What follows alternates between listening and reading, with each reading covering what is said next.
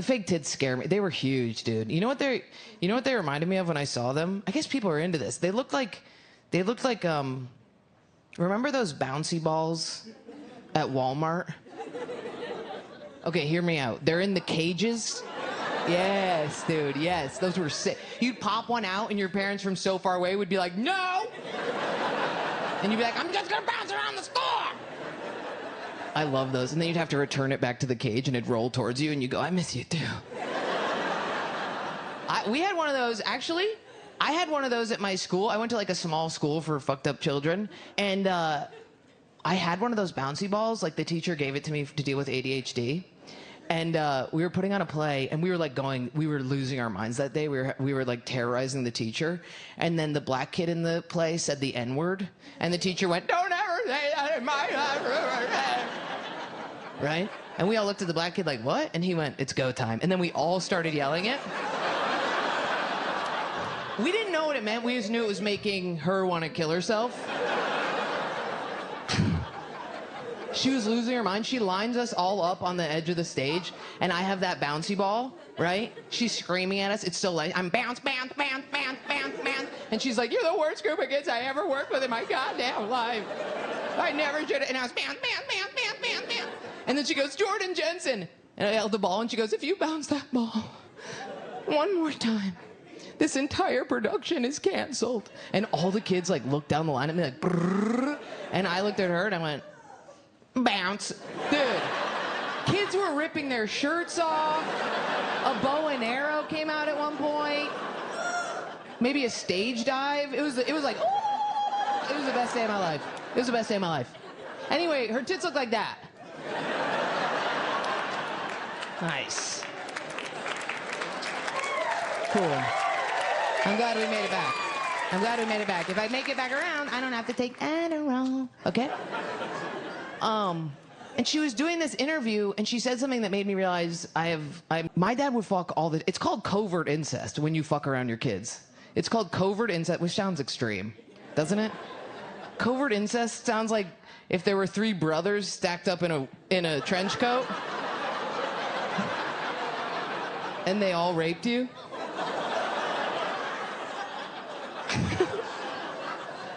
But covert incest, I was watching Law and Order SVU, and that show rips, dude. How is it legal for us to watch that? You're like, this guy fucked this woman's eye holes. And you're like, surely they won't show it. Oh my God. I was watching it, and they were like, oh, this victim is she grew up with covert incest. And I was like, arr? And they were like, that's when one of your parents is being too sexual around you as a child. Not sexual at you, just around you. They're having sex around you. And what it does is, as an adult, you end up using sex to deal with complex emotions. And I got so overwhelmed by the TV diagnosing me that I shut it off and I masturbated immediately. It was only afterwards that I was like, ooh, another case closed. Stabler and Olivia, you are good. It happened a lot. My dad would have sex. My dad was upset that my mom was a lesbian, which is crazy because he met her coaching her rugby team. So then he was always trying to beat her body count, right? So he was always fucking these women, right? And I didn't know my dad. Like, my mom's was the safe space, right? And then I would get dropped off there, and there was just this young, tan carpenter fucking these super hot women, right? And I was not hot. I was a morbidly obese small goth, okay? And I was a little jealous of those women. I'm not saying I wanted to fuck my dad, but I'm saying, like, I want to fuck my dad. Okay? I would never say I want to have sex with my dad, but I would say,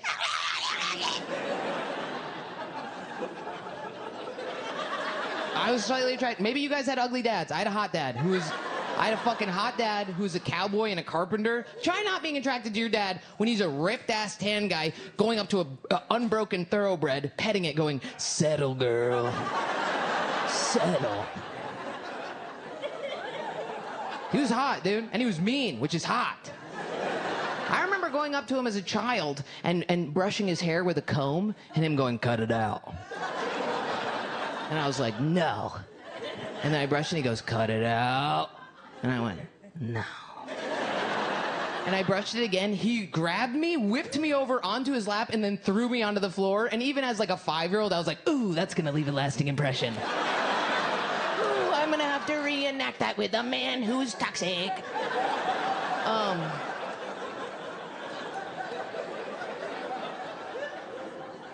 He would fuck all the time. He'd fuck these hot women, which, God, these poor women. Imagine like going over to a man's house and having sex with him, and you know he has like some weird goth child running around somewhere, but you're not sure where she's at. And then you just open the door after sleeping with him, and there's just me standing there with a Hello Kitty shirt, just a 6th grader, 220 pounds. It's time for you to go home now. You've had enough alone time with Daddy. Every time I talk about this, there's always one person in the audience that goes, Jesus.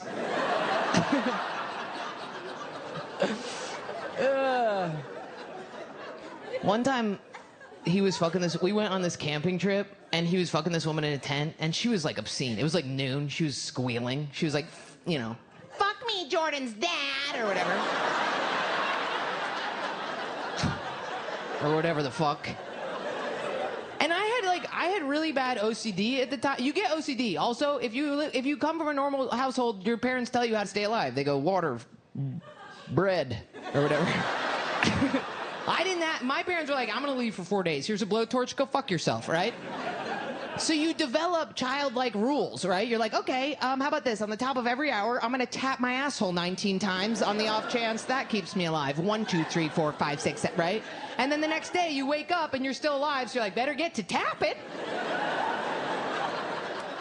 I had really bad OCD at the time. I had OCD where when I pooped, I would have to wipe 111 times, okay?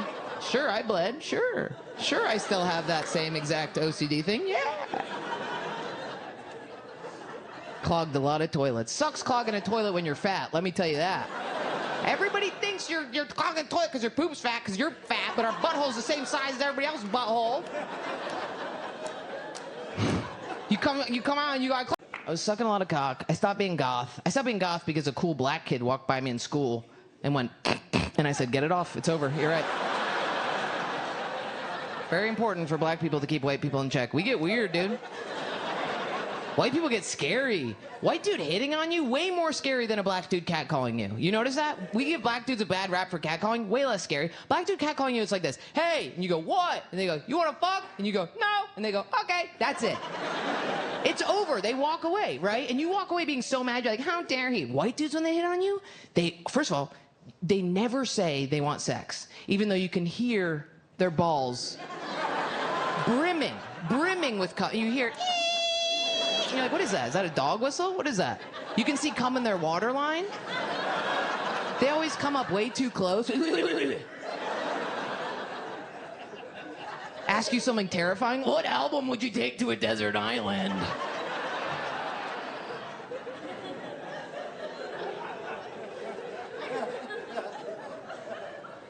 Anyway, but I lost a bunch of weight because of the cock, and I lost a bunch of weight really quickly because I just, started blowing dudes instead of eating. And then what happened was I got a lot of loose skin on my belly. Loose. And it would get stuck in my zipper. Picture it. Yes. It was gross, dude. It was gross. I mean, it's fine. Body's your body. Who the fuck cares? My problem with it was when I was on my hands and knees taking all that cock, it would hang low. Like a dorsal fin. And it would, that's also fine. Who gives a fuck? But mine would make a fucking sound. So, how do I say this? That ass would clap, but then that flap would slap, creating a speed bag scenario.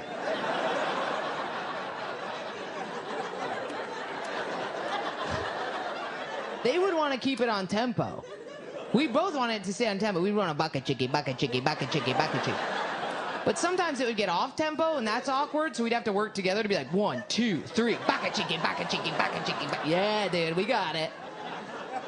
So I got plastic surgery. I got it cut off. I did it. I'm one of these girls who got plastic surgery. Did not change anything. Did not. I thought it was going to take away all my insecurities. Zero. I should have kept it. Why? Because I could have made a little rock pocket out of it. Oh, could you imagine? I could have kept a rock in my little skin pocket.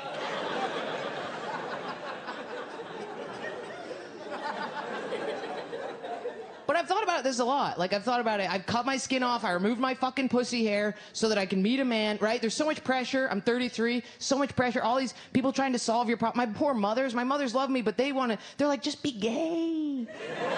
Just be gay, baby girl. Why are you doing this to yourself, right? But their whole thing is like, my masculinity does get in the way. It does. Even my body, my hand. Look how big my hands are, dude. These things around a cock, it dwarfs it. Let me see your penis, sir. Pull it up here for a second.